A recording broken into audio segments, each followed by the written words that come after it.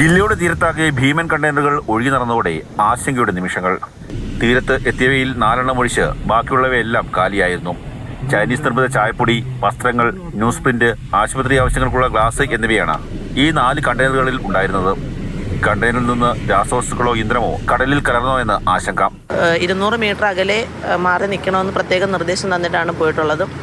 ആളുകൾ കാണാൻ വേണ്ടിയിട്ട് വന്നുകൊണ്ടിരിക്കുന്നുണ്ട്. കരയിലേക്കൊന്നും എടുത്ത് വെക്കേണ്ട എന്നൊരു ഡയറക്ഷനാണ് ഡിപ്പാർട്ട്മെൻറ്റലായിട്ട് നമുക്ക് കിട്ടിയിട്ടുള്ളത്. ഇതിപ്പോൾ ആളുകളുടെ ആശങ്ക മൂലം നമ്മൾ കടലിൽ തന്നെ ഇങ്ങനെ കെട്ടിയ അവസ്ഥയിലാണ്. കടലിൽ ഒഴുകി നടന്ന കണ്ടെയ്നറുകൾ കയറുപയോഗിച്ച് തീരത്തേക്ക് അടുപ്പിച്ചു.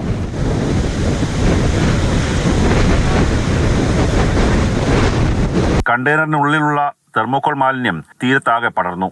പരിശോധനയ്ക്കായി വെള്ളവും തെർമോക്കോൾ ഭാഗങ്ങളും ശേഖരിച്ചു. പരിശോധനാ ഫലം വൈകിട്ടോടെ കിട്ടും. ജനങ്ങൾ ആശങ്കപ്പെടേണ്ടതില്ലെന്ന് അധികൃതർ അറിയിച്ചു. സാമ്പിൾ ഞങ്ങൾ ശാസ്ത്രീയമായിട്ട് വിശകലനം ചെയ്തിട്ടില്ല.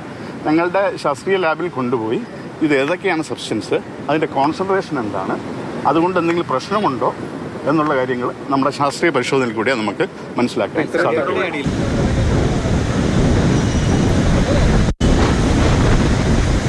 ചെറുഅഴീക്കലിലെത്തിയ 2ാം കണ്ടെയ്നർ പുലിമുട്ടിൽ തട്ടിയതോടെയാണ് കതകിന്റെ സീല് പൊളിഞ്ഞത്. കണ്ടെയ്നറിനുള്ളിൽ നിന്നും ഭാരം കുറഞ്ഞ വെള്ളപ്പൊതികൾ പുറത്തേക്ക് ചാടി.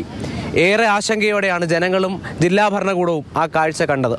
റോഡ് മാർഗം കണ്ടെയ്നർ മാറ്റാനായിരുന്നു ആദ്യ ആലോചന. റോഡിന് വീതിയില്ലാത്തത് മൂലം അത് ഉപേക്ഷിച്ചു. കടൽ മാർഗം കൊല്ലം പോർട്ടിലേക്ക് കണ്ടെയ്നറുകൾ എത്തിക്കാൻ ആലോചിച്ചെങ്കിലും ആ ശ്രമവും ഉപേക്ഷിച്ചു. ഇപ്പം ഒരു 16 കണ്ടെയ്നറാണ് നമ്മളിപ്പോൾ ഐഡന്റിഫൈ ചെയ്തേക്കുന്നത് ഇതുവരെ ഉള്ളത്. കസ്റ്റംസ് അതായത് ആലപ്പുഴയും കൊല്ലവും കൂടെ ആണോ, മൊത്തം കൊല്ലത്ത് മാത്രമോ? കൊല്ലത്ത് മാത്രം 16 കണ്ടെയ്നർ ഐഡന്റിഫൈ ചെയ്തിട്ടുണ്ട്. ഇപ്പം എവിടെയാണ് നമുക്ക് ഇപ്പം ഇങ്ങനെയുള്ളൊരു പ്രദേശത്ത് ഒരിക്കലും ട്രെയിലറും ഇതും കയറാൻ പറ്റുന്നില്ല. അതിനുള്ള സ്പേസ് ഇല്ല. ഹെവി ക്രെയിൻ വേണം.